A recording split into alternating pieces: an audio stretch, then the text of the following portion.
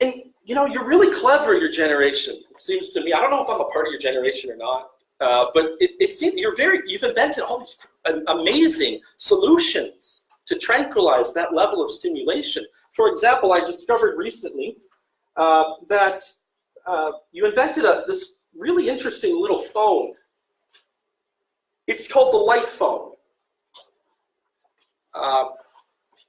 You know what the light phone is? Have you heard of this?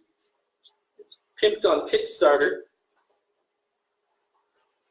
The light phone is a way to tranquilize the too muchness of your everyday phone. And you'll spend $800 to have the fucking thing. So let me show you a commercial for the light phone. Give you a sense of what it's all about. We transformed this. I love that guy. Oh yeah. He's always having fun, isn't he? Okay, here we go. How we spend our days is always connected, staring at our screens. Well, that will be how we spend the rest of our lives. You see, as humans, we are vulnerable, and our smartphones are engineered to use these vulnerabilities against us. This is why we've intentionally designed a phone to be used as little as possible. It's a phone that encourages you to leave behind your smartphone, to spend that quality time doing the things that you love the most.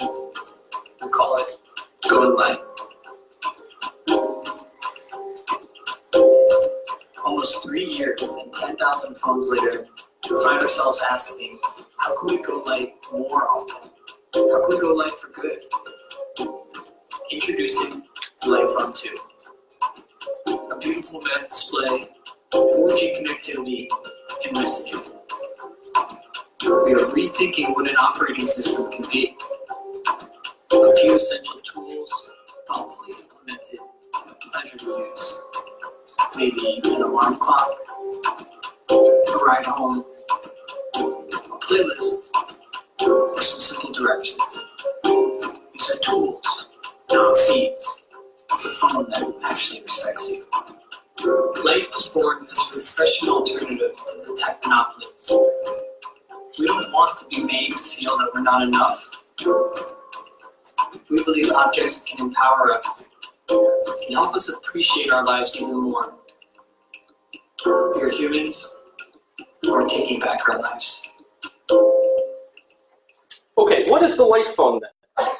The light phone is a really interesting solution to the constant stimulation that we're feeling in our everyday lives. You know, we can't focus, we can't study. You can't focus because there's too much stimulation coming in.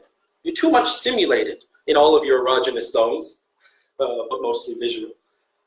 And you know, you're always on your phone. Facebook, Twitter, social media, always demanding your attention. Too much information coming at you. You feel disoriented.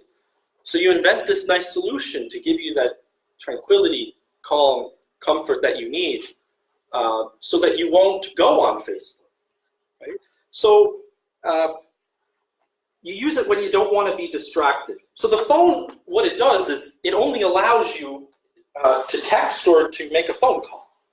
Or there's one more version where you can do like 1 or 2 more things or something like that. You're buying an object for what it doesn't let you do. You know how you pay more for the special sized can of Coca-Cola? You're paying more for less because you don't want all the enjoyment of the Coca-Cola. You want to pay so that you can have less of it. This is what we're constantly inventing today. These sorts of solutions, right? You're buying a phone, inventing a phone to silence the stimulations, the sexual stimulations. It's a temporary measure. It's a fleeting, temporary, provisional solution. In the end, you return to your phone. But for a moment, you have some peace. And you can study, you can do all the things you need to do. And you'll pay a lot more money for that. And then there's all these apps that I discovered. I learned about this one here when I was at a conference in California last summer. These are Ivy League professors, really well-regarded professors, and half of their seminar series, they're discussing how to control themselves so that they're not tempted by social media, by all the various stimulations. So they have to impose these sort of control measures that are otherwise lacking. And one of their solutions was you download an app for that, right? And I found some of these apps, one's called Freedom, one's called Self-Control, and they'll force you to study. They'll force you not to be engaged in social media temporarily. What you're buying is a father. An inadequate father, but a father figure who will say no, you can't enjoy, no to all that excessive stimulation. Here, let's watch the advertisement for one of these apps.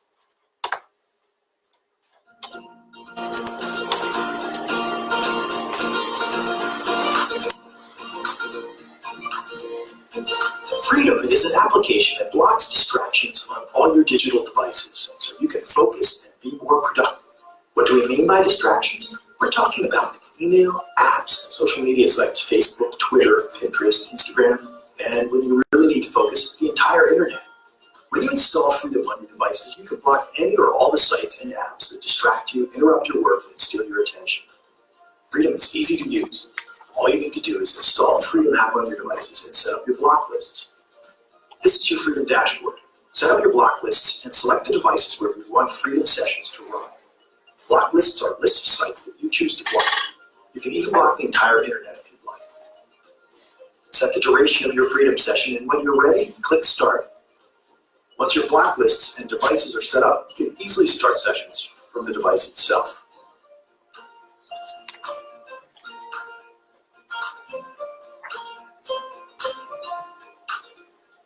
Freedom Scheduler allows you to plan your distraction-free time. Schedule sessions for later in the day or build a recurring schedule for certain times and days of the week.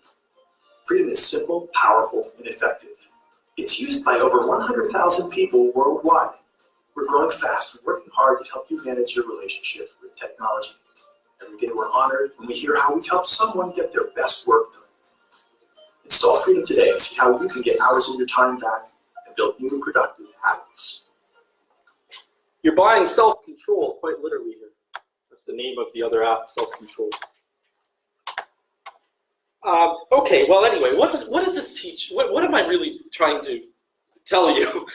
Well, I hope it gives you some reason to take the unconscious serious. Last week we talked at length about the unconscious, about psychoanalytic perspectives on sexuality and the social bond. When we discuss sexuality and the social bond, we have to take the unconscious seriously. And we have to take capitalism seriously. We need to think about how sexuality occurs unconsciously within the capitalist type of social bond. And we need to be willing to see that the unconscious sexuality in America informs us of capitalist dynamics. This is why today's topic is really about sexuality and capitalism.